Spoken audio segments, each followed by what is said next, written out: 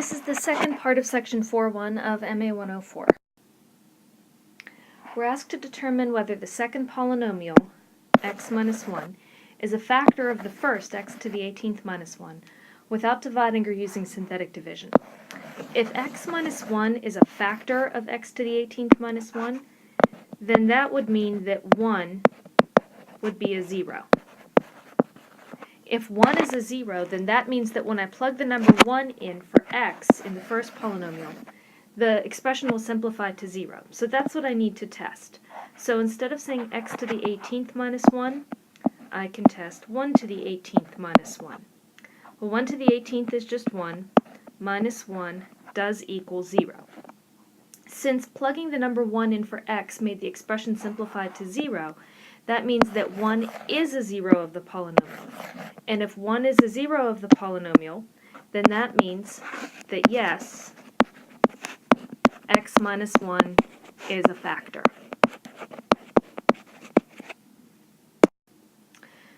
Same thing for this second one. If we want to determine whether x plus 1 is a factor, then the best of this polynomial here, then the best way to determine that would be to realize that if x plus 1 is a factor, that means that negative 1 would have to be a 0.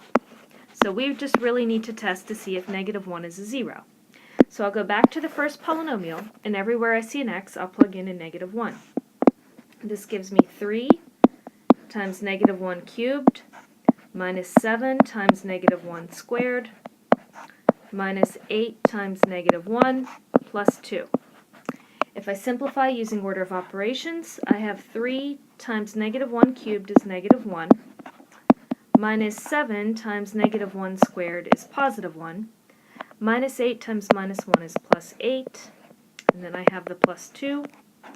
So I have negative 3 minus 7 plus 8 plus 2, which gives me negative 10 plus 8 plus 2. Negative 2 plus 2 does equal 0. Since plugging negative 1 in for x made the expression simplify to 0, that means that negative 1 is a 0. Since negative 1 is a 0, x minus 1, yes, is a factor.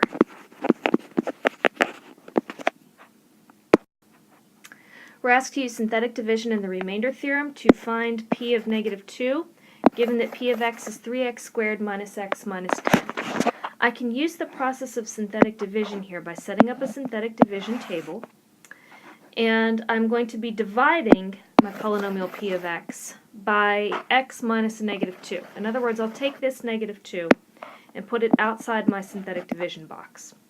I have the coefficients of 3, negative 1, and negative 10 from my polynomial p of x. And then to start the synthetic division process, I bring down that 3. Negative 2 times 3 is negative 6. I will put that up underneath the next number. Negative 1 plus negative 6 is negative 7. Negative 2 times negative 7 is positive 14, which goes up underneath the negative 10.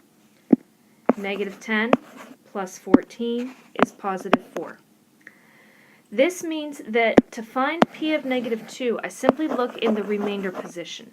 Since whenever I did the synthetic division with p of x divided by p of negative 2, I end up with a 4 in the remainder position, this tells me that p of negative 2 is equal to 4. In other words, if I were to plug in a negative 2 everywhere I see an x into this polynomial, it would simplify to be positive 4.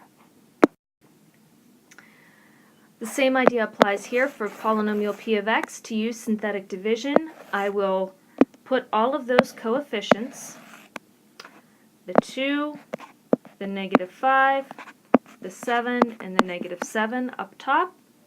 I'm trying to find p of 2, so I'll bring a 2 out here. To start the synthetic division process, I bring this 2 straight down. 2 times 2 is 4. That goes up underneath the next number. Negative 5 plus 4 is negative 1.